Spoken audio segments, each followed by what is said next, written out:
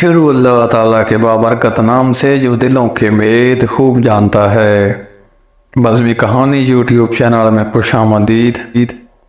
حضرت علی رضی اللہ تعالیٰ عنہ فرماتے ہیں کہ حضور صلی اللہ علیہ وسلم نے فرمایا جب موسیٰ علیہ السلام کو دور پر اللہ سے ہم کلامی کے لیے تشریف لے گئے تو سامری نامی جادوگر نے بنی اسرائیل کے سونے کے زیورات کو جمع کر کے ایک بچڑا بنایا، پھر اس کے پیٹ میں ایک مٹھی مٹی کو ٹھونس دیا تو وہ آواز کے ساتھ بجنے والا بچڑا بن گیا۔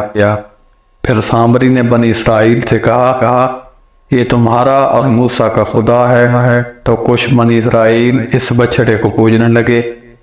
جب یہ بات ہارون علیہ السلام کو معلوم ہوئی تو ہارون علیہ السلام نے فرمایا اے قوم کے لوگوں، تمہارے رب نے تم پر اتنے احسانات کیے ہیں، تم اس کا یہ بدلہ دے رہے ہو کہ ہاتھ سے بنائے ہوئے بچڑے کو پوجتے ہو۔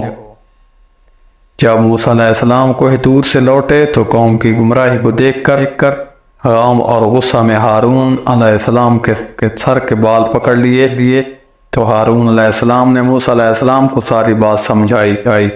موسیٰ علیہ السلام نے سامری سے کہا اے سامری، یہ کیا گناہ کر دیا تو نے؟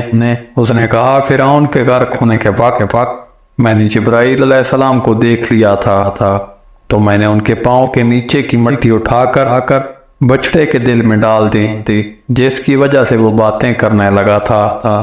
پھر موسیٰ علیہ السلام نے اس بچڑے کے ٹکڑے کر دیے، جس کی وجہ سے اس کے ٹکڑے پانی میں ہی چلے گئے، کیونکہ یہ واقعہ نہر کے کنارے ہوا تھا۔ تو پھر جس نے بھی وہ پانی پیا اس کا چہرہ یعنی سونے کی طرح پیلا ہو گیا۔ اب موسیٰ کی قوم نے کہا ہم توبہ کرتے ہیں۔ موسیٰ علیہ السلام نے کہا تمہاری سزا یہ ہے کہ تم آپس میں ایک دوسرے کو قتل کرو۔ چنانچہ انہوں نے آپس میں قتل و غارت شروع کر دی، حتیٰ کہ باپ نے بیٹے کو، بیٹے نے باپ کو قتل کرنا شروع کر دیا، جہاں تک کہ 70,000 لوگ قتل ہو گئے۔ پھر اللہ تعالیٰ نے موسیٰ علیہ السلام کی طرف وحی بھیجی، اے موسیٰ انہیں کہیں کہ دعا کے لیے ہاتھ اٹھائیں۔ پس جو لوگ قتل ہو گئے ان کی مغفرت کر دی اور جو باقی رہ گئے ان کی توبہ قبول کر لی گئی۔